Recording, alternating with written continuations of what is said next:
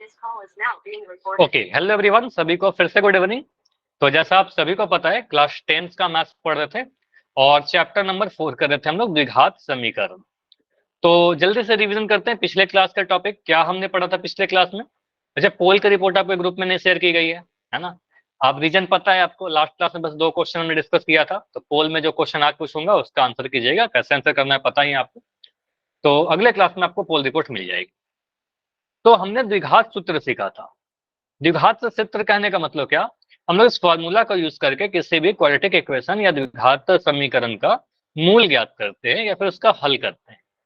तो अगर मैं एक स्टैंडर्ड फॉर्म में कोई द्विघात समीकरण लिखूं, ax² प्लस का bx प्लस का c बराबर 0, जहां पर a का वैल्यू 0 नहीं है, आपको पता ये बताना ही पड़ेगा हमें। तो अगर मैं x का वैल्यू पूछूं, तो x का वैल्यू के लिए आप क्या कहते हो, पहले तो आप यहाँ पर d निकाल लीजिए, विविक्तर। ठीक है, d का वैल्यू आपको पता है, d बराबर b² माइनस 4ac, d बराबर b² माइनस 4ac।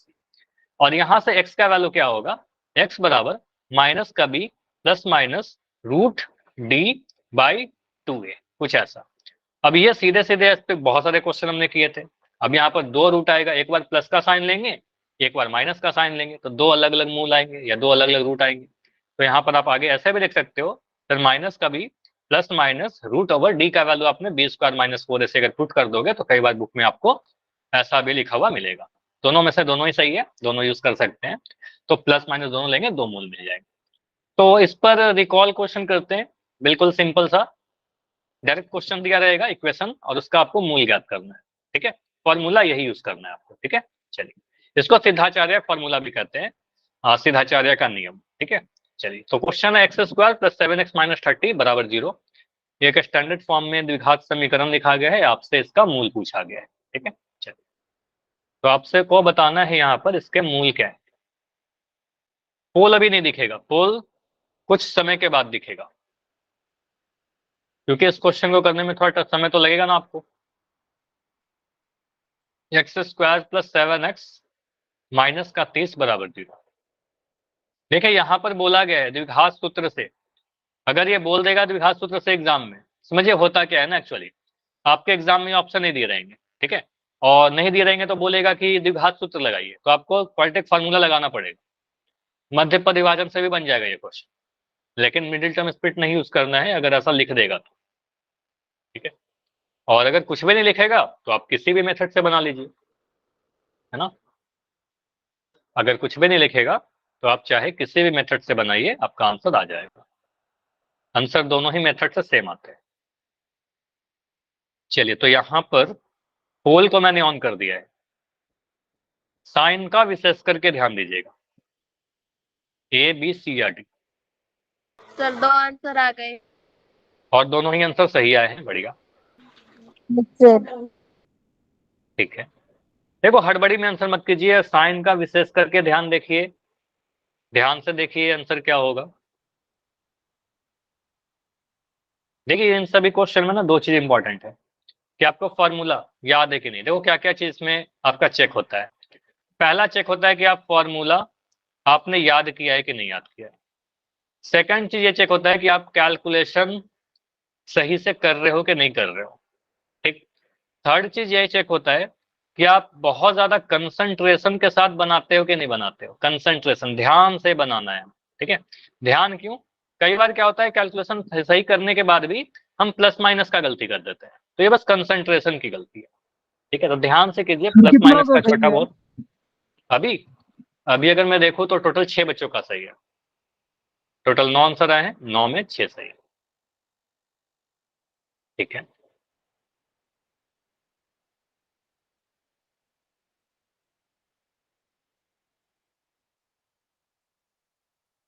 देखिए क्या होगा, 3 माइनस 10 माइनस 8 माइनस 12 माइनस 3 10 या माइनस 5 माइनस 10। फॉर्मूला मैं लिख दूं क्या, अगर किसी को चाहिए फॉर्मूला तो बताओ, मैं लिख दूंगा। आप बोलोगे तभी लिखूंगा, ऐसे आपको कॉपी में लिखा हुआ होगा, लिखा हुआ रहना चाहिए।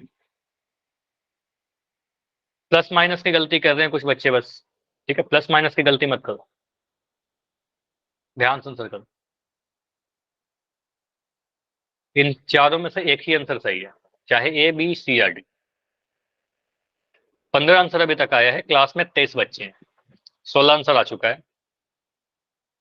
ठीक है, 18 आंसर आ चुका है।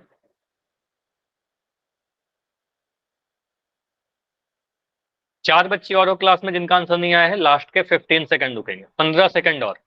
सर अगर मेरा आप पोल वोट नहीं हो रहा है। पोल में वोट नहीं हो रहा, एक बार लेफ्ट करके ज्वाइन करोगे शिविंदर, मैं रुक रहा हूँ। ठीक है, लेफ्ट करो, ज्वाइन करो और चेक यस करो सर। आता है कि। ठीक है, लेफ्ट करके ज्वाइन। ठीक है, वेट कर लेते हैं तब तक बाकी बच्चे करें। शिविंदर अभी बताओ। सर मेरा गलत हो गया।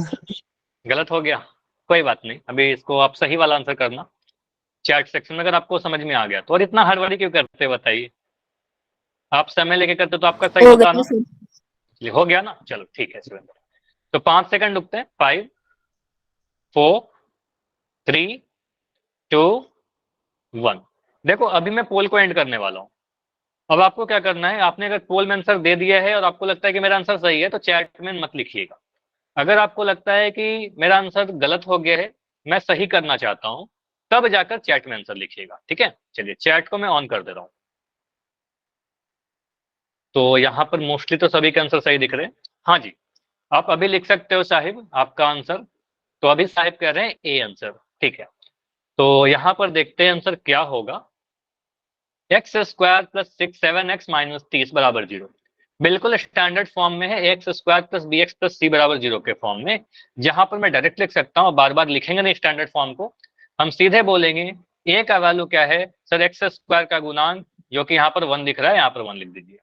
बी का वैल्यू आप लोग मुझे बताओगे, मैं नहीं बता रहा, बताइए बी का वैल्यू कितना है यहाँ पर, 7। तो एक्स के गुणांक को बी कहते हैं, तो आपको सर यहाँ पर बी का वैल्यू यहाँ पर 7 है। ठीक है, लिख दिया 7। सी का वैल्यू कितना है, माइनस माइनस का 30। तो 30 नहीं लिखेंगे, माइनस का 30 लिखेंगे। अब यहाँ पर आपको एबीसी मिल गया, तो आप इसका सबसे पहले डिस्क्रिमिनेंट यानी विविक्तर निकालेंगे। तो डी बराबर होता है आपका बी स्क्वायर माइनस 4ac। किसी का माइक कौन है क्या, एक सेकंड मैं चेक कर लेता हूँ। किसी का तो ऑन है, शुभम धानिया के नाम से बच्चे। ठीक है, अभी बंद कर दिया, नाइस। तो डी बराबर बी स्क्वायर माइनस 4ac। तो बी स्क्वायर कहने का मतलब बी का वैल्यू 7 है, तो बी का वैल्यू 7 पुट कर दीजिए। यहाँ लिख देंगे 7 का स्क्वायर, माइनस का साइन है, माइनस का साइन लगाया, 4 के जगह पर 4 लिखा, इंटू ए का वैल्यू 1 है आपका, और सी का वैल्यू आप बोलोगे सर माइनस का 30 है। सी का वैल्यू देखिए 30 नहीं लिख देना, माइनस का 30, हर एक चीज इंपॉर्टेंट है, तो यहाँ पर माइनस का 30 लिखा। और 7 का स्क्वायर आपका 49 मिलेगा। ये माइनस का साइन जब इस माइनस से गुना होगा, माइनस और माइनस आपका प्लस बन जाएगा, और 4 एकम तो 4 होगा, और 4 तिया 12, तो यानी 4 तिया 12 और एक जीरो, तो ये 120 मिलेगा। 49 और 120 को जोड़ेंगे तो कितना मिलेगा, 120 में अगर 40 जोड़ देंगे तो 160 मिलेगा, 9 और है तो 169। तो ये कैलकुलेशन करने पर आपको 169 मिला। अब यहाँ पर मैं वैल्यू पुट करता हूँ आगे फॉर्मूला में। तो फॉर्मूला जो आगे का है हमारा, आप कहोगे सर अब एक्स का जो वैल्यू आएगा वो माइनस का बी प्लस माइनस, चलो मैं इसको इस साइड लिखता हूँ ताकि एक पेज पर सारा सोल्यूशन आपका दिख जाए।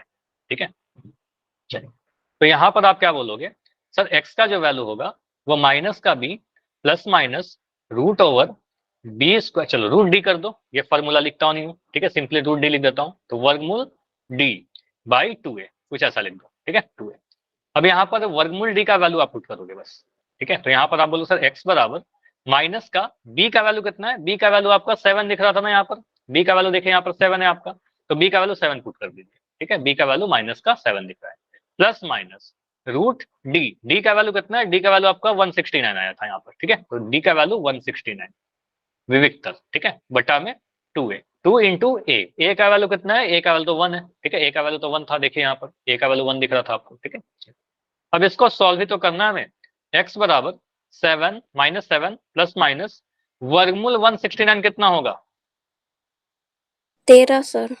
13। तो आपको पता है ये 13 गुना 13 है, या 13 का वर्ग है ये। ठीक है, 13 इंटू 13 लिखेंगे तो यहाँ से 13 आ जाएगा। ठीक है, सिंपली कहोगे सर ये 13 बन गया, तो ये याद होना चाहिए, वर्गमूल 169 बराबर 13, यहाँ लिख दिया 13 बटा 2। अब देखो इसके बाद जो गलती का स्कोप बनता है कैलकुलेशन, बस इतना कर लिया है तो बस अब कंसेप्ट कुछ नहीं है, बस कैलकुलेशन। तो कैलकुलेशन को ध्यान से देखें, मैं कर रहा हूं। यहाँ पर दो केस बनाइएगा आप, जैसा मैंने आपको लास्ट क्लास में बताया था। आप केस 1 लोगे जब हमने सर पॉजिटिव साइन लिया, तो x का वैल्यू क्या मिलेगा सर, -7 प्लस का 13/2 ऐसा लिख देंगे। केस 2 में लिखोगे सर x का जो वैल्यू बनेगा वो -7, ये जो माइनस का साइन यहाँ पर दिख रहा है माइनस का साइन लेंगे, ठीक है, एक बार प्लस का साइन लेंगे एक बार माइनस का साइन लेंगे, तो ऐसा लिख दिया, दो साइन दो केस ले लिया। अब पहले मैं पहले वाले केस को सॉल्व कर लेता हूँ।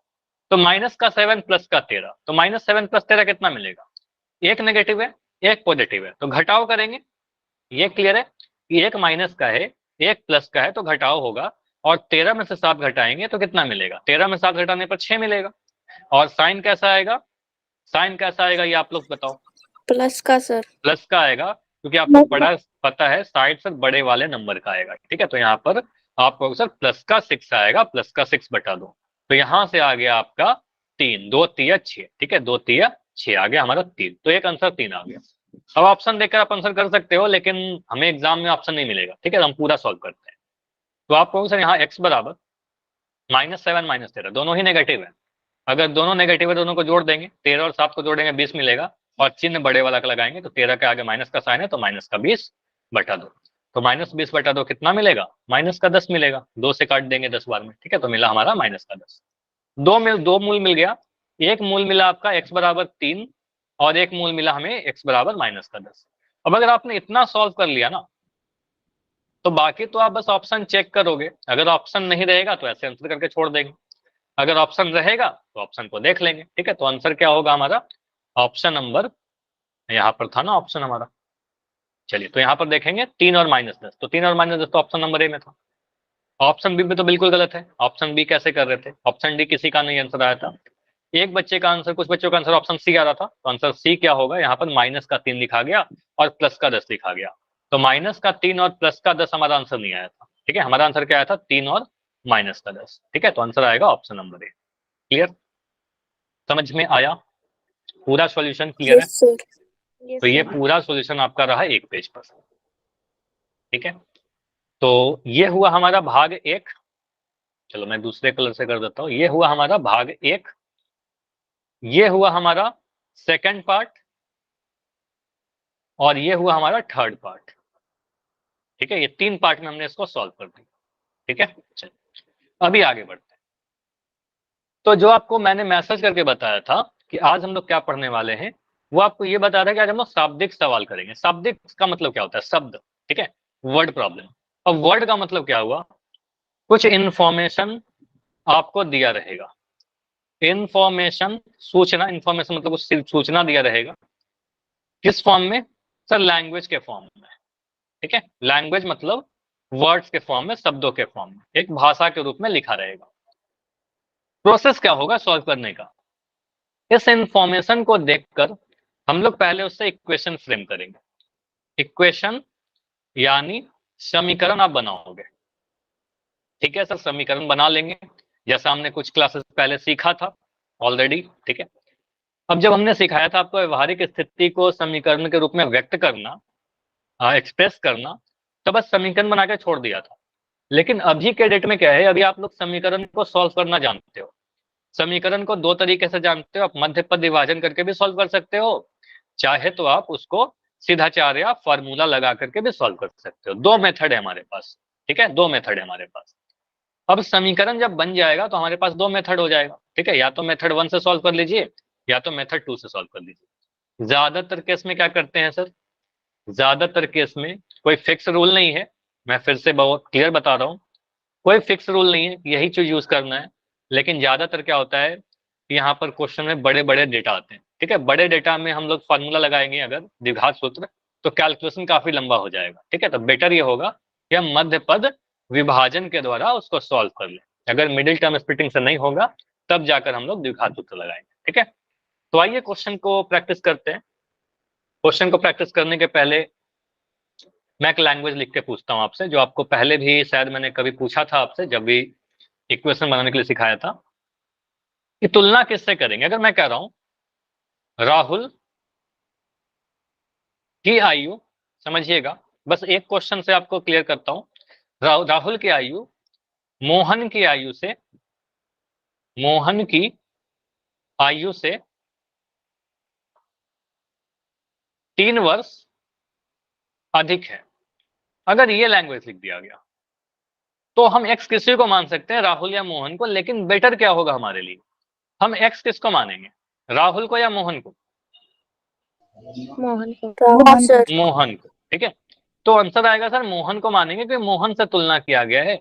बोला कि राहुल की आयु मोहन की आयु से, तो ये बस आपको लैंग्वेज पढ़ पढ़ के क्लियर करना होगा, समझना होगा। मोहन की आयु से बड़ा है तो मोहन को आप एक्स मान लीजिए।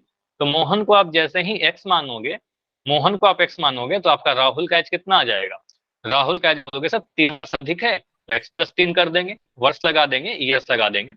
अगर कम रहता तो एक्स माइनस 3 लिखते, है ना, कम रहता तो एक्स माइनस 3 लिखते हैं, ज्यादा है तो एक्स प्लस 3 कर दिया। समझ में आ रहा है, आवाज जा रही है क्या, है ना? Yes sir. तो अगर अधिक है तो sir. 3 वर्ष ज्यादा कर दिया। अब ऐसे ऐसे बहुत सारे चीज आ सकते हैं, ठीक है, बहुत सारे क्वेश्चन आ सकते हैं, ट्रेन की चाल, बस की चाल, है ना, एज पे आधारित, शेप पे आधारित, तो एक एक करके सारे क्वेश्चन करते हैं, पहले संख्या पे बेस्ड, ठीक है। तो अगर मैं कोई क्वेश्चन ऐसे देता हूँ, देखो इसको मैं 2 तरीके से करूंगा।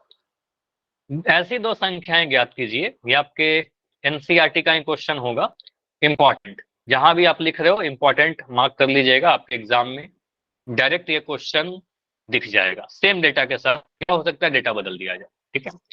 2 ऐसी संख्या ज्ञात कीजिए जिनका योग 27 है, मतलब उनको जोड़ने पर 27 मिले, जोड़ करके कितना मिले, 27 मिले, और उनको गुना करने पर गुणनफल 182, मतलब जब उन दोनों नंबर को गुना करेंगे तो 182 मिलेगा, ठीक है। ऐसा इन जनरल ऐसे क्वेश्चन जब आपके पास आएंगे एग्जाम में तो आपके पास कोई ऑप्शन नहीं रहेगा, मतलब ऑप्शन नहीं दिया रहेगा, 4 नंबर में आएगा ये क्वेश्चन, ठीक है। तो सबसे पहले मैं क्या कर रहा हूं, हमें 2 संख्याएं ज्ञात करनी है, तो दोनों संख्याओं को x और y मान लीजिए, ठीक है। तो 2 तरीके से मैं आपको बताता हूँ, ऐसे दोनों तरीके में कुछ अंतर नहीं दिखेगा, थोड़ा सा बस अंतर दिखेगा। तो मैं क्या कर रहा हूँ, माना 13 और 14। 13 और 14 अंतर भी आ गया, बढ़िया। चलो इसको मैं सॉल्व करता हूँ। देखिए आप लिखिए, माना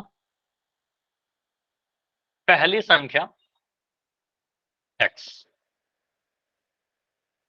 पहले संख्या को हमने x मान लिया और दूसरी संख्या को आप y मान लीजिए। दूसरी संख्या को हमने माना, 2 संख्या है ना, दूसरी संख्या को मैंने y मान लिया। एक तरीका ये होता है। तो आप कहोगे यहां से कि उन दोनों संख्याओं का योग कितना है, 27 है, ठीक है। तो मैं यहाँ पर लिख देता हूँ योग बराबर 27, और योग मतलब दोनों संख्याओं को जोड़ने पर 27 मिलेगा, मतलब ऐसा लिख सकते हैं कि x प्लस वाई जो होगा ये सर 27 के बराबर होगा। बताइए ये जो लिखा मैंने सही लिखा, जो इन्फॉर्मेशन था उसी को लिख दिया, ठीक है। तो यहां से आप ये भी कह सकते हो सर x प्लस वाई बराबर 27 है, तो यहां से हम ऐसा लिख सकते हैं क्या कि y बराबर जो होगा वो 27 माइनस एक्स होगा। बताओ ये जो प्लस का x है, x के आगे जो प्लस का साइन है उधर जाएगा तो माइनस का x बन गया, क्लियर है। तो y का वैल्यू 27 माइनस एक्स आ गया। अब एक चीज तो ये आया हमारा, ठीक है, एक ही आया। उसके बाद आप क्या बोलोगे, दूसरा चीज क्या बोला गया था, दूसरा कंडीशन क्या बोला गया था, दूसरा कंडीशन ये बोला गया था कि गुणन, हाँ XY into 100 x into Y बराबर 182, 182, ठीक है। तो गुणनफल कहने का मतलब 182 है, क्वेश्चन में दे गया है, ठीक है। तो गुणनफल कहने का मतलब आप बोलोगे सर x और y ये दोनों संख्याओं को जब गुना करेंगे तो 182 मिलेगा। अब इसको सॉल्व भी नहीं कर सकते, 2 चर है तो एक चर में इसको लाइए, तो x को तो x लिखोगे, लेकिन y का वैल्यू आप क्या बोलोगे, समीकरण नंबर 1 इसको मान लीजिए, इसको समीकरण 1 मान लीजिए, इस वाले को, ठीक है, जो मैं भी हाईलाइट कर देता हूँ। तो ये जो लिख, इसको मैं, चलो, तो ये जो है आपका y बराबर 27 माइनस एक्स, तो y का वैल्यू आप यहाँ पर पुट कर दीजिए, ठीक है। तो y का वैल्यू रखिएगा, y बराबर कितना रख दें, तो यहाँ पर है हमारा y, तो y का जगह पर आप लिख दोगे 27 माइनस एक्स, ठीक है। तो मैंने y का वैल्यू पुट किया, 182 आ गया हमारा। अब ये जो समीकरण है बस इस वाले को सॉल्व करिए। तो यहां से आप क्या बोलोगे, सर x इंटू, चलो ये समझ यहां तक क्लियर है, बताओ इतना क्लियर है ना सभी को, यस और नो। Yes sir. यहां तक मैंने क्या किया, एक समीकरण बनाया, ठीक है। अभी द्विघात नहीं दिख रहा, अब मैं इसको द्विघात समीकरण के स्टैंडर्ड फॉर्म में लिख के लाऊंगा, ठीक है। मैं क्या करूंगा, x को गुना करेंगे अंदर तो ये बनेगा 27x माइनस एक्स स्क्वायर, ठीक है, दोनों से गुना होगा x, 27 से भी और x एक्स स्क्वायर से भी, ठीक है। तो यहाँ से आपका मिल गया 27x माइनस एक्स स्क्वायर बराबर का 182। अब मैं क्या कर रहा हूँ, 182 को इस साइड लेकर आ रहा हूँ, दाएं से बाएं लेकर आ रहा हूँ, ठीक है। तो बन जाएगा आपका 27x माइनस का एक्स स्क्वायर माइनस का 182 या 182 बराबर 0। ये 182 उधर गया तो दाएं साइड में हमारा 0 बच गया, ठीक है। अब आपको क्या बोला था, पहले एक्स स्क्वायर वाला टर्म स्टैंडर्ड फॉर्म में लिखने की कोशिश करते हैं और ट्राई करेंगे कि एक्स स्क्वायर वाला टर्म पॉजिटिव रहे, ठीक है। तो यहाँ पर बोलेंगे सर एक्स स्क्वायर क्या गया, तो माइनस का साइन आ गया। तो अभी तो मैं लिख रहा हूँ माइनस का एक्स स्क्वायर प्लस का 27x माइनस का 182 बराबर 0। मैंने क्या किया, मानक रूप में भी लिखने के लिए ट्राई किया, x square plus b x plus c के फॉर्म। अभी मुझे दिख रहा है प्रॉब्लम क्या है, सर एक्स स्क्वायर क्या गया, माइनस का साइन है, जो हम चाहते सर नहीं यहाँ है। से माइनस कॉमन लेकर माइनस कॉमन चिन्ह लेंगे, बिल्कुल बदल देंगे। माइनस का साइन कॉमन लेंगे, सभी टर्म का साइन चेंज कर लेंगे। तो ये बनेगा एक्स स्क्वायर माइनस का 27x प्लस का 182, क्योंकि आपको पता है माइनस साइन जब भी कॉमन लेंगे तो हर एक टर्म का साइन चेंज हो जाएगा। तो माइनस एक्स स्क्वायर बन गया प्लस का एक्स स्क्वायर, प्लस का 27x बन गया माइनस का 27x, माइनस का 182 बन गया प्लस का 182 बराबर 0। यहां से आपका मिल जाएगा, ये माइनस का साइन आप हटा दीजिए, कोई फर्क नहीं पड़ता, एक्स स्क्वायर माइनस का 27x प्लस का 182 बराबर 0। यहां पर ध्यान दीजिएगा, अगर मैंने लिखा माइनस एक्स का वैल्यू 0 तो आपको उस एक्स का वैल्यू भी 0 होगा, माइनस का साइन हटा दीजिए, कोई फर्क नहीं पड़ता। अगर दाएं साइड में 0 है, इन दैट केस अगर दाएं साइड में 0 है तो माइनस का साइन हटा दीजिए, अगर ब्रैकेट के बाहर है तो उससे कोई फर्क नहीं पड़ेगा, ठीक है। तो कहेंगे सर माइनस का एक्स, हमने ये माइनस का साइन हटा दिया, x square minus 27x plus 182 बराबर 0।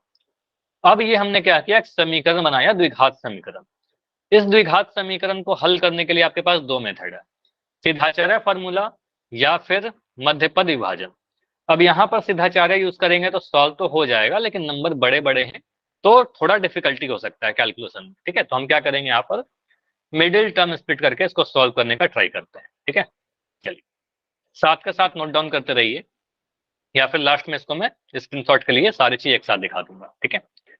तो आपको यहाँ पर दिख रहा है एक्स स्क्वायर का गुणांक 1 है और 182 के आगे प्लस का साइन है, ठीक है। तो 1 इंटू 182 करने पर आपको मिलता है 182। अब 182 को ऐसे ब्रेक करना है दो गुणनखंडों में कि उनको जोड़ करके 27 मिले, ठीक है।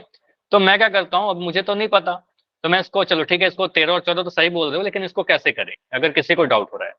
तो आप इसका 182 जिससे भी आपको दिख रहा है ना कटते हुए, क्योंकि बड़ा नंबर है, अगर छोटा नंबर आता तो मैं डायरेक्ट बोल देता। अब मुझे नहीं याद है किसी के टेबल में 182 आता है, ठीक है। तो आपको इसको 2 से डिवाइड करिए, एलसीएम नहीं फैक्टराइजेशन, ठीक है। इसको हम गुणनखंड कर रहे हैं, 2 से काटिएगा, 2 नंबर 18, 2 एकम 2। अब यहाँ आपको दिख गया होगा 13 7 91, ठीक है, 13 7 91। तो नीचे में प्राइम नंबर आ गया, तो आपको सर यहाँ से हम लिख सकते हैं ना 182 बराबर। देखो ये सारी चीज आपको सोचना है, ये सारी चीज रफ में होनी चाहिए आपके। चलिए इसको लिख लीजिए। तो यहाँ से आप बोलोगे सर 182 बराबर 182 बराबर हम लिख सकते हैं 2 इंटू 13 इंटू 7, ठीक है। हमें 3 गुणनखंड मिल गए, हमें तो 2 गुणनखंड चाहिए। तो आप यहाँ से सोचिए, पेयर बनाइए, जोड़ा बनाइए, 2 को 7 से गुना करिएगा तो 7 दूनी 14 इंटू 13। अब दिख रहा है 14 और 13 को जोड़ करके 27 मिल जाएगा, और 14 और 13 को गुना करेंगे तो 182 मिलेगा, ठीक है। तो 14 और 13 को जोड़ने पर 27 मिलेगा, और 14 और 13 को गुना करने पर 182 मिलेगा, ठीक है। तो यहाँ पर से आपका आंसर निकल कर आएगा एक्स स्क्वायर, ये माइनस का साइन जो है माइनस का साइन लगा दिया, कुछ बच्चे डायरेक्ट लिख दिए होंगे माइनस का 14x माइनस का 13x, लेकिन मैंने लिखा, अगर इसका कोई भी डाउट है तो इसको लिखेगा ऐसे, बस 27 को मैंने लिखा 14 प्लस 13, बाकी एक्स को एक्स लिख दिया, बराबर 182, ठीक है, बराबर 0। अब यहाँ से क्या मिलेगा आपका एक्स स्क्वायर, ये माइनस का साइन जाएगा तो ये मिलेगा माइनस का 14x माइनस का 13x बराबर 182 बराबर 0, ठीक है। अब यहाँ से आप कॉमन दीजिए, मिडिल टर्म स्प्लिट हो गया हमारा, बीच वाले टर्म को हमने तोड़ दिया, x कॉमन लेंगे पहले दो टर्म में से, तो यहाँ से मिलेगा x माइनस 14, ठीक है। और यहाँ से माइनस का 13 कॉमन लेंगे, तो माइनस का 13 कॉमन लोगे तो x तो बच जाएगा, और ये प्लस का जो है माइनस बन जाएगा। अब यहाँ पर क्या आएगा, देखो 13 गुना 14 182, अभी देखा था ना, यहाँ पर 13 और 14 गुना करेंगे तो 182 मिलेगा, उसमें से 13 कॉमन ले लिया तो बचेगा 14 ही, 14 बचेगा बराबर 0, ठीक। अब यहाँ से आप क्या कह सकते हो, x माइनस 14 दोनों जगह पर है, x माइनस 14 यहाँ भी है और x माइनस 14 यहाँ भी है, ठीक है। तो x माइनस 14 को आप कॉमन ले लीजिए। अब ये सारी चीज कुछ नहीं हो रहा, बस रिवीजन हो रहा है एक तरीके से, ठीक है। x माइनस 13 बच गया हमारा बराबर 0, x माइनस 13 यहाँ से आया। अब यहाँ पे दो गुणनखंड दिख गए। अब इन दोनों गुणनखंडों में क्या दिख रहा है? हाँ बिल्कुल भारती, पोल रिपोर्ट बनाऊंगा, पहले इसको समझ लो, ठीक है। तो यहाँ पर आप क्या बोलोगे, सर दो गुणनखंड दिख रहे हैं x माइनस 14 और x माइनस 13। तो एग्जाम में हमें कुछ इतना लिखना पड़ेगा, सर x माइनस 14 जो होगा ये 0 के बराबर होगा, या फिर x माइनस 13 जो होगा ये 0 के बराबर होगा। यानी कि हम कह सकते हैं x का मान सर या तो 14 होगा या फिर x का मान 13 होगा, ठीक है। x का मान 14 होगा या 13 होगा। क्लियर? दोनों ही हो सकते हैं क्या? बिल्कुल दोनों हो सकते हैं, ठीक है। अभी देखो आंसर कंप्लीट नहीं हुआ है, यहाँ पर आंसर कर दोगे गलत हो जाएगा। आप लोगों में से काफी सारे बच्चे यहीं पर आपने आंसर कर दिया होगा, किया है कि नहीं किया है? किया है? यस और नो? सर यस चैट में लिख के बताइए यस और नो। यस है ना? Yes sir. आपने यहीं पर आपने आंसर कर दिया, बोला 13 और 14 हमारा आंसर है, लेकिन यहाँ पर आंसर कर दोगे एग्जाम में मार्क्स कट जाएंगे, पूरे नंबर नहीं मिलेंगे। आंसर तो मिलेगा, मान लो अगर ये क्वेश्चन 5 नंबर में आएगा ना तो आपको 4 नंबर मिलेगा, 3 नंबर मिलेगा, तो 1 या 2 नंबर क्यों आप गवा रहे हो, ठीक है। तो आप सीखिए कि इसके आगे हमें और क्या लिखना होगा। देखो अभी आपने बस x का मान निकाला, x क्या था हमारा? पहला संख्या था ना x। अभी तो बस आपने पहली संख्या बताई है, अभी तो आपने बस इतना बताया है कि हमारी पहली संख्या जो है वो या तो 14 होगा या तो 13 होगा। अभी दूसरी संख्या भी तो बताइए, दूसरी संख्या क्या लिखेंगे? देखो यहाँ पर आपने एक इक्वेशन बनाया था, इसको देखिए। अब यहाँ पर आइए, तो अब यहाँ पर मैं एक लाइन बनाकर बाकी के सॉल्यूशन में इधर कर दे रहा हूँ, ठीक है, इधर कर दो। अब यहाँ पर आप बोलोगे सर y बराबर हमने लिखा था 27 माइनस एक्स, जो कि हमारा दूसरा संख्या था, ठीक है। तो आप दो केस बनाइए। केस 1 ऐसे लिखोगे आप, केस 1 जब x का मान हमारा 13 हुआ, जब x का मान 13 रहेगा तो y का वैल्यू कितना मिलेगा? y का मान 27 माइनस 13 मिलेगा और यहां से आ जाएगा 14, ठीक। उसके बाद बोलोगे केस 2, दूसरे पेन से लिख देता हूं, केस 2, केस 2। तो आपको सर जब हमने x का मान 14 रखना है, ठीक है, क्योंकि 13 और 14 दोनों आया था, दोनों ही हो सकता है हमारा आंसर। तो कहेंगे जब x का मान 14 रखेंगे तब y का मान कितना आएगा? तब y का मान आएगा 27 माइनस 14 और ये 13 बन जाएगा, ठीक है। तो आप बोलोगे सर संख्याएं 13 और 14 ही हैं, संख्या 13 और 14 ही है, समझिएगा। जब आपने x का मान 13 रखा तो y का मान 14 आया, और जब आपने x का मान 14 रखा तो 13 आया। मतलब जब पहली संख्या 13 है तो दूसरी संख्या 14 हो जाएगी, और पहली संख्या 14 है तो दूसरी संख्या 13 हो जाएगी। तो यहां से हम फाइनल आंसर क्या लिखे सर? ठीक है, तो फाइनल आंसर इतना लिखना होगा, अतः आप इतना लिखेगा, अतः या इसलिए संख्याएं 13 तथा 14 है, ठीक है, 13 तथा 14 है। अब 13 14 और 14 13 सेम है, ठीक है, 13 14 ले चाहे 14 13 ले। तो आंसर कुछ ऐसा लिखना होगा, ये वाला चीज जो मैंने लिखा ना इसको मिस मत करना, ठीक है, ये कहीं ना कहीं आपके पूरे मार्क्स आने में रोल प्ले करेंगे, ठीक है। तो आपको अगर सर यहाँ पर जब x का मान 13 रखेंगे तो y का मान 14 आएगा, और जब x का मान 14 रखेंगे तो y का मान 13 आएगा, ठीक है। तो दो वैल्यू आया था हमारा x का, इसलिए दो वैल्यू y का भी आया, ठीक है। दो वैल्यू हमारा x का आया था तो दो वैल्यू हमारा y का भी आया। क्लियर हुआ इतना चीज? बताओ, मैं एक बार एक उसको पूरे पेज पर ले रहा हूं। अभी इतना साइज पर आपको दिख रहा है क्या पूरा सॉल्यूशन? एक सेकंड मैं चेक कर रहा हूं।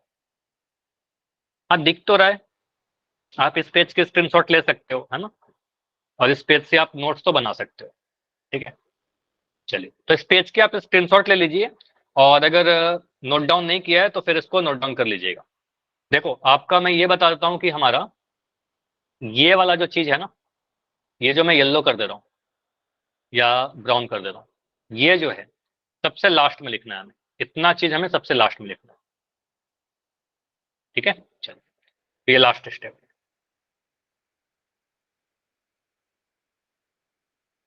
चलिए, अब आगे बढ़े। Yes sir.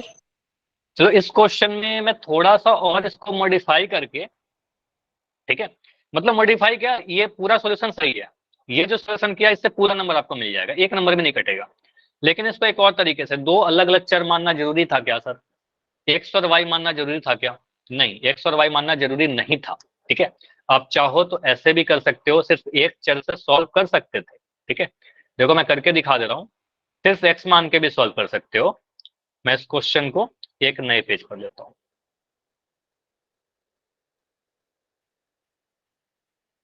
देखो ये मत सोचो कि मुझे जल्दी जल्दी कंप्लीट करना है, ठीक है, जितना टाइम लेके करिए उतना बेटर आप सीखोगे। क्वेश्चन यही था हमारा। तो पहले मैं आपसे कुछ क्वेश्चन पूछता हूँ। क्वेश्चन क्या है कि दो संख्याओं का योग जो है, योग मैं कह रहा हूं 20 है, ठीक है, योग 20 है। अगर पहली संख्या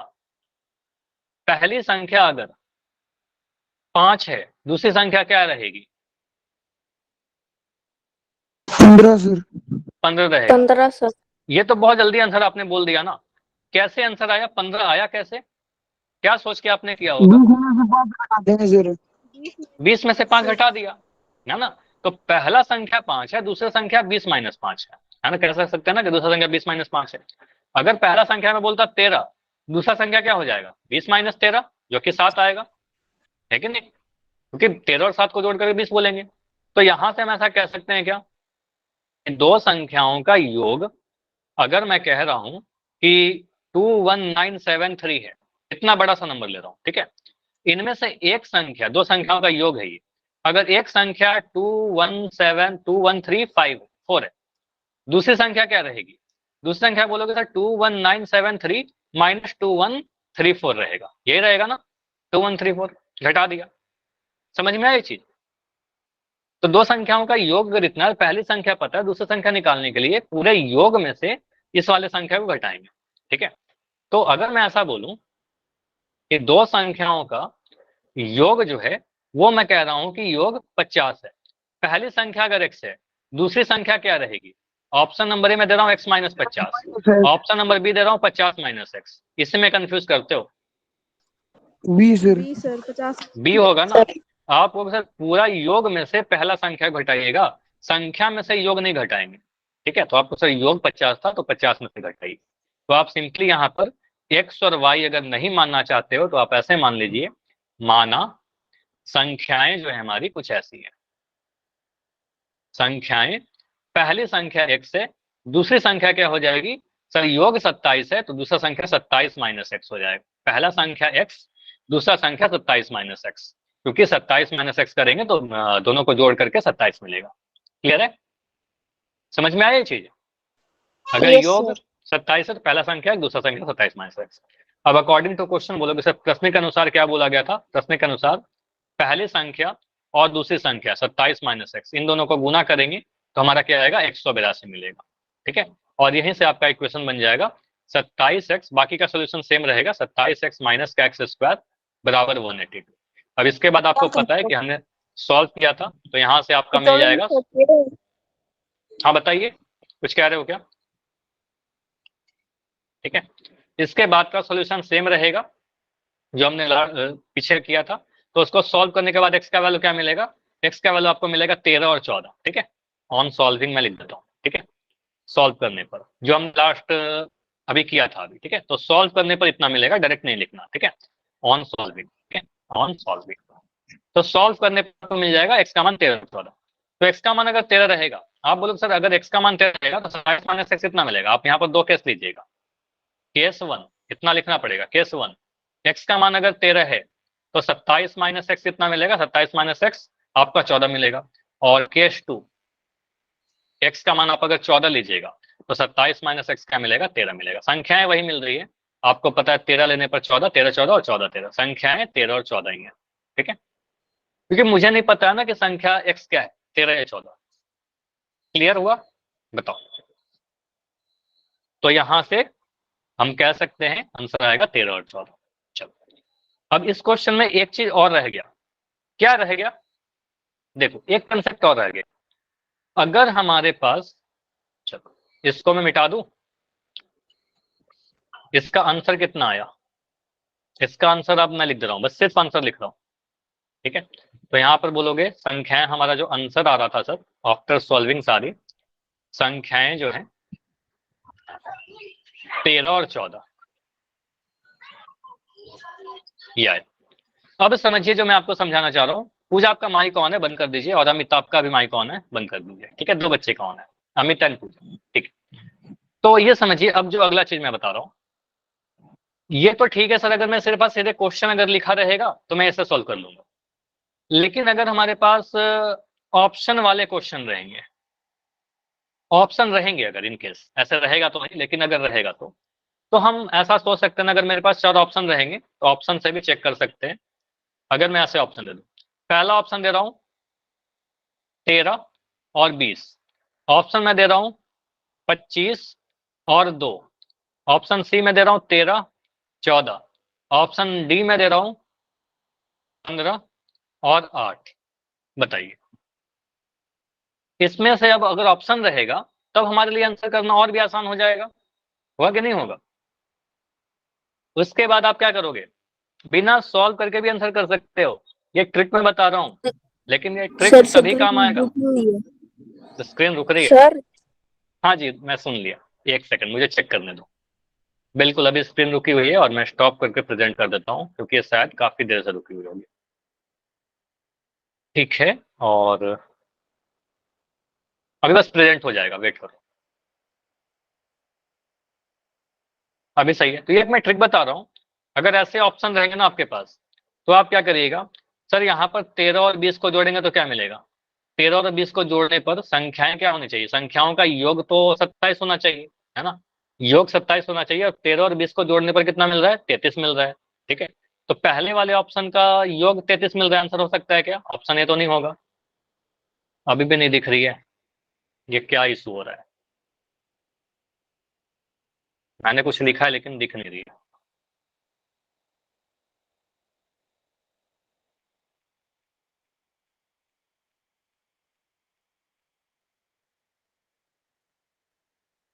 ठीक है, तो यार 13 और 20 को जोड़ने पर, अच्छा बी होगा आंसर, बी नहीं होगा, समझो यहाँ पर आपको सर सर 25 इनका और गुणनफल नहीं होगा। बी इसलिए नहीं होगा ना, क्योंकि इनको जोड़ने पर 25 और 2 को जोड़ने पर तो 27 मिल रहा है, लेकिन यहाँ पर योग तो 27 है, लेकिन 25 और 2 को गुना करने पर 182 मिल रहा है क्या? नहीं, आप बोलो सर 50 मिलेगा, 25 गुना 2 50 मिलेगा, तो आंसर बी भी नहीं होगा। स्क्रीन दिख ही नहीं रही है, मैं लिख रहा हूँ वो प्रेजेंट ही नहीं हो रहा है।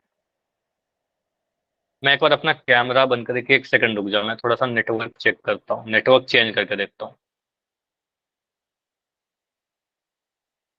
वेट करो थोड़ा, और मैं बस ट्राई करता हूँ कि सारी चीज सही हो जाए।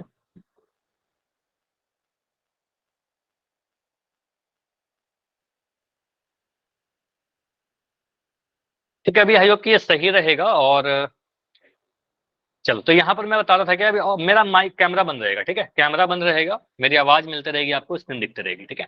तो आप यहाँ पर बोलोगे सर ऑप्शन बी क्यों नहीं होगा? इनको जोड़ने पर 27 मिल रहा है, लेकिन इनको गुना करने पर 182 नहीं मिल रहा, तो ये नहीं होगा आंसर, ठीक है। तो दोनों चीज चेक करिएगा।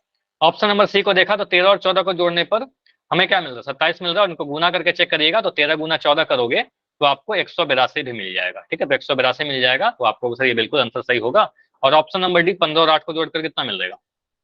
ये तो जोड़ने पर ही दिख रहा है, 15 8 कितना होगा? 23 मिलेगा, जो कि गलत है। तो ऑप्शन रहेगा तो जल्दी से हो जाएगा क्या? ऑप्शन की मदद से कर लेंगे जल्दी से, ठीक है। Yes sir. अगर ऑप्शन रहेंगे तो थोड़ा फास्ट कर लेंगे, लेकिन हमें मेथड पता होना बहुत जरूरी है, क्योंकि ये तो ठीक है ऑप्शन रहेगा तो कर लेंगे, लेकिन हमेशा ऑप्शन आपके पास नहीं रहेगा, ठीक है। चलिए अगला क्वेश्चन करते हैं।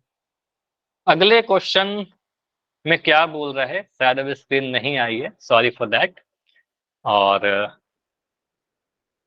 बस वेट करते हैं, थोड़ा स्लो रखेंगे।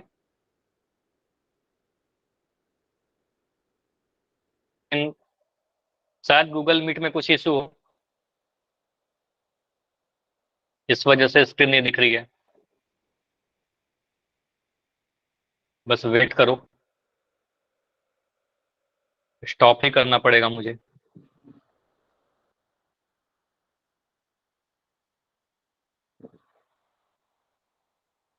ठीक है, तो ना क्वेश्चन पढ़िए, देखिए क्वेश्चन में क्या बोल रहा है। क्वेश्चन में बोला गया है, एक समकोण त्रिभुज की ऊंचाई, इंपॉर्टेंट है, आपके एनसीईआरटी का क्वेश्चन लिया गया है और आपके एग्जाम में बिल्कुल पूछा जा सकता है, आपके एनसीईआरटी क्वेश्चन है, एग्जाम में पूछा जा सकता है। एक समकोण त्रिभुज की बात की गई है, जिसकी ऊंचाई उसके आधार से 7 सेंटीमीटर कम है, ठीक है। यदि कर्ण 13 सेंटीमीटर है, कर्ण की लंबाई 13 सेंटीमीटर है, तो अन्य दो भुजाओं की लंबाई ज्ञात करें, या फिर अन्य दो भुजाएं ज्ञात करें। ठीक है, कर लेते हैं ज्ञात। ठीक है, कैसे करेंगे? आप सबसे पहले देखोगे समकोण त्रिभुज बनाओगे। ठीक है, समकोण त्रिभुज के बारे में आपको पता है, ऐसा कोण जिसका एक कोण कितना होता है, यानी 1। समकोण त्रिभुज कैसा होता है? 90 डिग्री। एक कोण 90 डिग्री होना चाहिए। और 90 डिग्री के सामने वाले भुजा को क्या कहते हैं? 90 डिग्री के सामने वाले भुजा को क्या आधार। कहते हैं? अरे 90 डिग्री के सामने वाले भुजा को कर्ण, है ना। तो आपको कर्ण। 90 डिग्री के सामने वाले भुजा को, जो त्रिभुज की सबसे बड़ी भुजा होगी, उसको कर्ण कहेंगे। ठीक है, नीचे वाले और ऊपर वाले को कुछ भी कह सकते हो, लेकिन यहाँ पर इन जनरली मैं नीचे वाले को आधार कह देता हूँ। यहाँ पर मैं आधार लिख दे रहा हूँ, ये हमारा आधार है, और इसको मैं ऊंचाई कह देता हूँ। ठीक है, ये ऊंचाई है। ऐसे कोई फिक्स नहीं होता, लेकिन मैं ऐसे लिख देता हूँ। ठीक है, आधार और ऊंचाई, नीचे वाले को आधार और खड़े वाले को ऊंचाई। जिसका नाम दे दिया ABC, इस त्रिभुज का नाम दे दिया ABC। ठीक है, अब यहाँ पर ये सोचना है, सर हम x किसको माने? समकोण त्रिभुज की ऊंचाई उसके आधार से 7 सेंटीमीटर कम है, तो आधार को x मानोगे कि ऊंचाई को x ऊंचाई मानोगे? को मानते हैं। ऊंचाई को मानेंगे। आधार को। हाँ बताइए, अलग अलग आ रहा है ना। देखो फिर से पढ़िए, नो सर, ऊंचाई को फिर मानते से। हैं। अच्छा देखो, सिंपल सा आंसर है सर, ऊंचाई को मान के बनाएंगे तो भी आंसर आएगा, आधार को मानकर बनाएंगे तो भी आंसर आएगा। लेकिन हमें क्या करना है, जो आसान। ठीक है, अगर हम कंपेयर करें, तुलना की जा रही है, तो बार बार यहाँ पर बहुत क्लियर लिखा गया है, ऊंचाई आधार से 7 सेंटीमीटर कम। तो आधार को आप x मान लीजिए, ताकि ऊंचाई हमारा x-7 हो जाए। ठीक है, तो आप कहोगे सर आधार को आप x मान लीजिए, तो यहाँ पर आप लिखिए माना। समझ में आया आधार को x क्यों माना? क्योंकि आधार से तुलना किया गया है, तो माना आधार जो है हमारा, वो हमने उसको x मान लिया। ठीक है, x सेंटीमीटर। ठीक है, तो ऊंचाई कितना आएगा बताओ? ऊंचाई 7 सेंटीमीटर कम है x आधार माइनस से। 7। x-7 तो x से 7 कम, तो x-7 सेंटीमीटर। ठीक है, x-7 सेंटीमीटर लिख दिया। ठीक है, तो अब यहां पर बताइए, हम क्या ऐसा लिख सकते हैं कि एक हमारे पास थ्योरम होता है पाइथागोरस, किसी भी समकोण त्रिभुज में हमारे पास सर। थ्योरम होता है। हाँ जी बताइए, हाँ बोलो। सर ये दोबारा समझाइए, ये क्योंकि x ये माइनस क्या सात वाला। x-7 क्यों लिया? चलो इसमें डाउट है। अगर मैं कह रहा हूं राहुल की एज, मैं कह रहा हूं 20 वर्ष है, ये समझो, और मैं कह रहा हूं मोहन जो है राहुल से 7 वर्ष छोटा है, 7 वर्ष कम है, तो मोहन का एज कितना होगा बताओ? मोहन की एज कितनी होगी? सोनाक्षी आप बताओ, क्योंकि आपका डाउट है। मोहन 7 वर्ष कम है, छोटा है, बताइए, जो भी 20। आपको लगता है बताओ ना। 13 सर। 13 होगा, 20 में से 7 हटा दिया ना, 13 कैसे आया? 20 में से 7 हटाया, तो यहाँ पर ऊंचाई आधार से 7 कम है, तो हम क्या करेंगे, x-7 लिखेंगे, कम कर दिया। समझ में आया ये चीज? बताओ। Yes sir. ठीक है, ऊंचाई जो है हमारा आधार से 7 सेंटीमीटर कम है। बार बार पढ़िए क्वेश्चन को, ऊंचाई आधार से 7 सेंटीमीटर कम है, आधार को x मानिए, ऊंचाई हमारा x-7 हो जाएगा। मैंने तो लिख तो दिया है, लेकिन आपको फिर से स्क्रीन विजिबल हो नहीं रही होगी। ठीक है, मैं थोड़ा सा इसको फिर से स्टॉप करके प्रेजेंट करता हूँ, और कोई ऑप्शन है नहीं।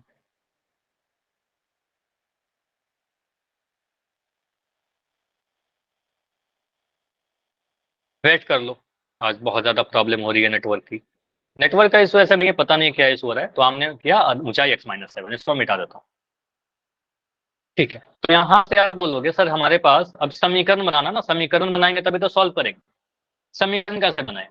तो हमारे पास एक पाइथागोरस प्रमेय होता है, त्रिभुज ABC को देखिए, त्रिभुज ABC में हम क्या ऐसा लिख सकते हैं, कर्ण का वर्ग, अभी भी नहीं दिख रहा ना, वेट करो शायद आ रहा है। ठीक है, कर्ण का वर्ग बराबर आधार का वर्ग प्लस लंब का वर्ग, या फिर चलो लंब ही लिख दो, क्योंकि पाइथागोरस थ्योरम में तो लंब ही पढ़ते हो आप, ठीक है। तो लंब का वर्ग लिख दिया, ठीक है, लंब का वर्ग लिख दिया।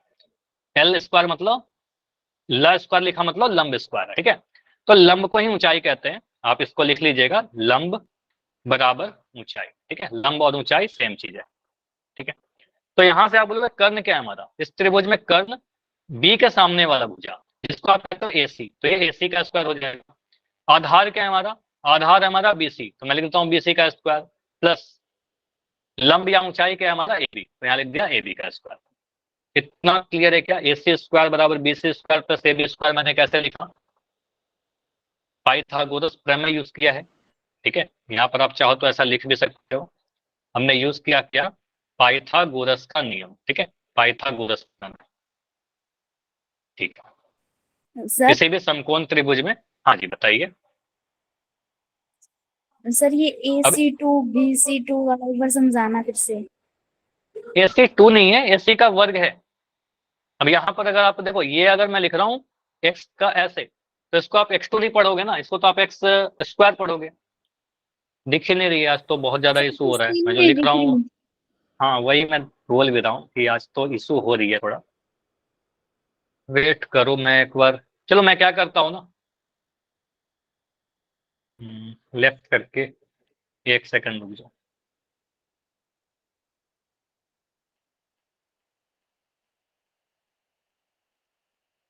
आज थोड़ा ज्यादा प्रॉब्लम हो रहा है, ऐसा होना नहीं चाहिए,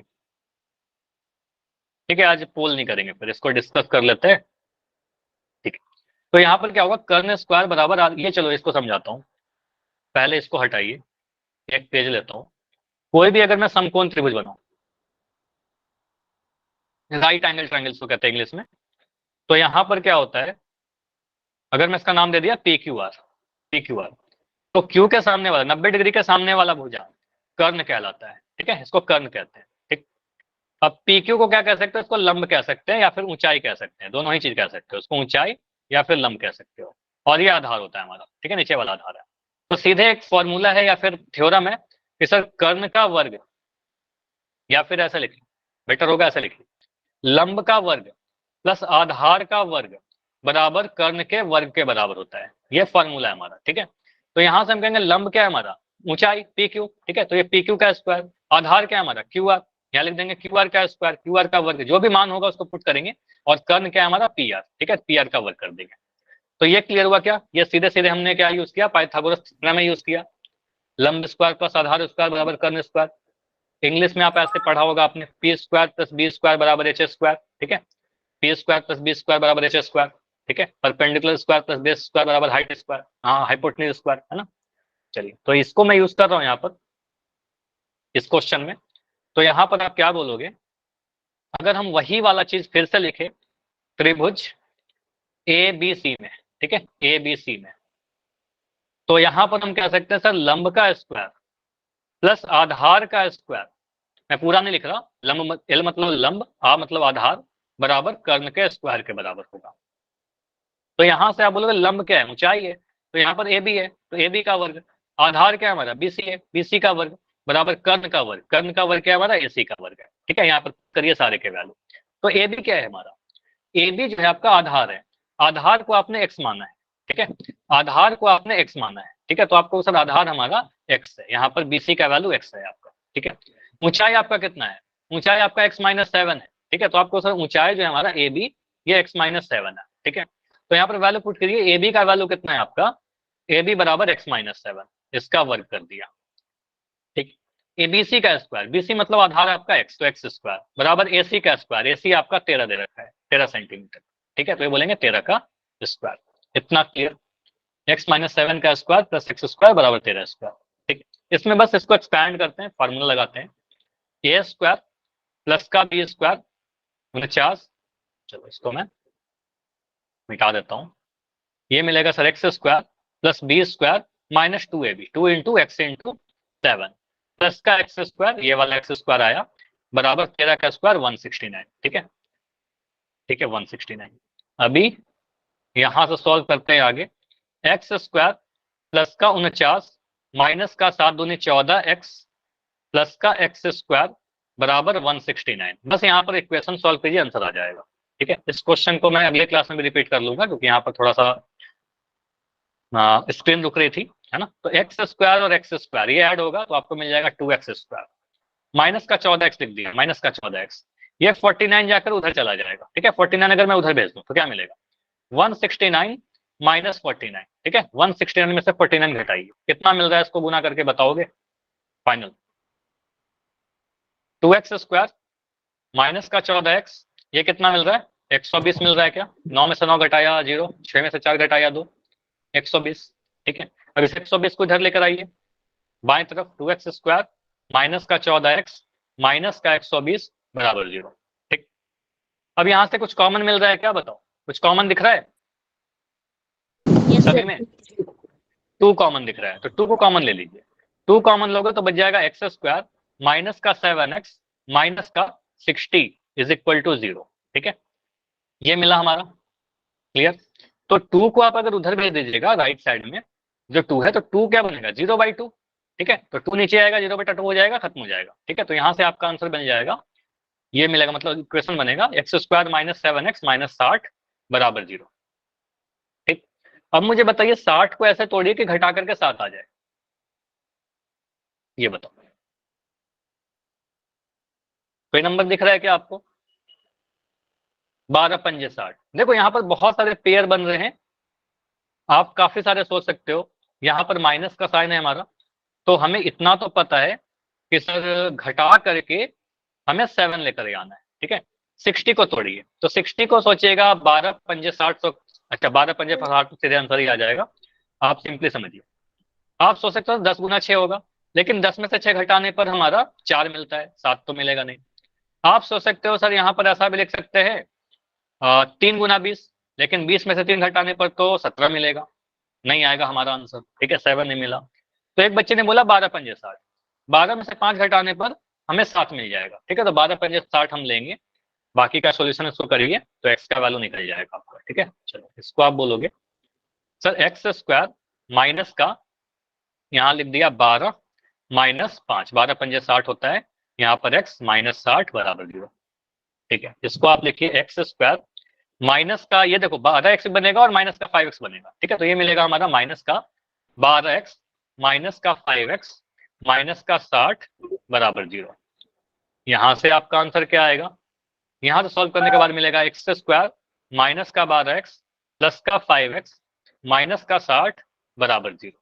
ठीक है, अभी इसके बाद आपको सर पहले 2 टर्म में से आप x कॉमन लीजिए, पहले 2 टर्म में से x कॉमन लोगे तो x माइनस 12 मिल जाएगा, दूसरे 2 टर्म में से 5 कॉमन लोगे तो x माइनस 12 मिलेगा, 12 पंजे 60 होता है, ये बराबर 0। अब यहाँ से सॉल्व करने पर x माइनस 12 आपका कॉमन मिलेगा और यहाँ पर दिख गया x प्लस 5। ठीक है, x प्लस 5 बराबर 0। अब यहाँ से आप बोलोगे सर या तो x माइनस 12 0 होगा या फिर x प्लस 5 0 के बराबर होगा। ठीक है, फिर से स्क्रीन रुक गई है क्या, हाँ स्क्रीन Yes, अभी sir. रुक गई है। ठीक है, तो बस इस क्वेश्चन को एक बार कंप्लीट कर लेते हैं और उसके बाद फिर इतना ही रखेंगे क्लास, ये सारे टॉपिक मैं अगले क्लास में भी रिपीट कर दूंगा। ठीक है, चलो तो यहाँ पर मैं एक बार स्क्रीन स्टॉप करके देखता हूँ क्योंकि आज तो बहुत ज्यादा इशू हो रहा है, स्क्रीन बहुत ज्यादा रुक रही है। क्लास कर लीजिए, पूरी क्लास कर लीजिए, है ना।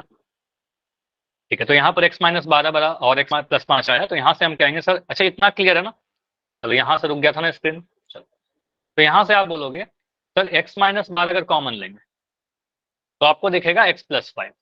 ठीक है, बराबर 0, तो x माइनस 12 0 के बराबर होगा या फिर x प्लस 5 जो होगा 0 के बराबर होगा। ठीक है, तो यहाँ से x का वैल्यू आएगा 12 और यहाँ से x का वैल्यू आएगा माइनस का 5। मुझे बताइए x का वैल्यू माइनस 5 ले सकते हैं क्या, नो सर। x हमारा आधार था, किसी चीज की लंबाई थी, है ना, किसी चीज की लंबाई नेगेटिव नहीं हो सकती, तो आप बोलोगे सर ये पॉसिबल नहीं है, ये नहीं हो सकता, तो डेफिनेटली x का जो वैल्यू होगा वो 12 ही होगा। ठीक है, तो x का वैल्यू 12 होगा, माइनस 5 रिजेक्ट हो गया क्योंकि आधार एक लंबाई है और किसी भी त्रिभुज का लंबाई नेगेटिव तो नहीं होगा, ऋणात्मक नहीं होगा, तो आप इसको रिजेक्ट कीजिएगा, x का मान 12 आएगा और x का मान अगर 12 आ जाएगा तो आप ऊपर चले जाइए, यहाँ पर सोल्यूशन में आपको अगर सर ऊंचाई कितना होगा, तो यहाँ पर आप बोलोगे सर आधार हमारा x था, आधार आपका 5 सेंटीमीटर आ गया। ठीक है, 5 था, कितना था, 5 था या 12 था, 12 था। 5 तो रिजेक्ट कर दिया ना, माइनस का 5, ठीक है, वो रिजेक्ट कर दिया था, तो ये 12 लिखोगे, ठीक है। तो यहाँ बोलोगे सर आधार हमारा 12 सेंटीमीटर रहेगा, तो ऊंचाई कितना मिलेगा बताओ? 5 सर। 12 माइनस 7, ठीक है, तो यानी 5 सेंटीमीटर।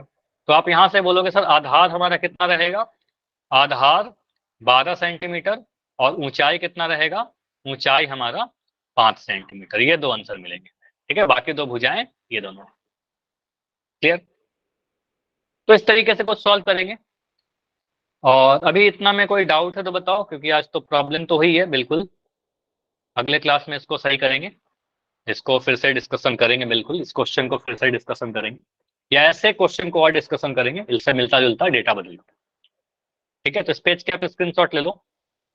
थोड़ा सा सोल्यूशन नीचे और रह रहा है, अभी दिख रहा है क्या ये पूरा? अभी भी नहीं आ पा रहा है, ठीक है, तो इसको पार्ट बाय पार्ट ले लो, ठीक है, इसको एक एक करके ले लो। पहले इतना पेज ले लो, ठीक है, इतना ले लिया स्क्रीनशॉट। पोल नहीं कर रहे हैं क्योंकि फिर कंसेप्ट अभी कंप्लीट नहीं हुआ है। पहले बहुत सारे क्वेश्चन प्रैक्टिस कर लीजिए, उसके बाद पोल दे दूंगा, ठीक है, बाकी का सोल्यूशन नहीं। आज पोल सीट भेज दूंगा, पोल तो हुआ ही नहीं, एक रिकॉल ही हुआ, तो फिर पोल आज नहीं भेज पाऊंगा, ठीक है, आज पोल नहीं जाएगा आपके पास, क्योंकि पोल तो आज किया ही नहीं, बस एक रिकॉल किया है, ठीक है। और होमवर्क भी लिंक शायद आपको आज नहीं मिलेगा, ठीक है, क्योंकि टॉपिक कंप्लीट नहीं हो पाई है। चलिए, तो इतना ही पर रखते हैं क्लास, और अगली क्लास में इन सभी चीजों को रिवीजन